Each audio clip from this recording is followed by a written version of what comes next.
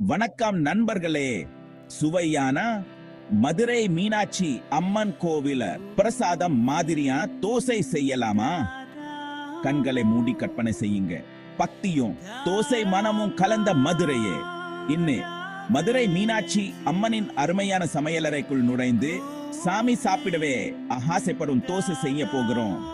முதலில் அரிசி உளுத்தம் பருப்பை இரவு முழுவதும் ஊற வைக்க வேண்டும். பிறகு சிறிது வெந்தயம் சேர்த்து மென்மையா அரைக்கவும். மதுரை நகரின் உற்சாகம் போல மாவு நன்றாக புளிச்சு பொங்கட்டும்.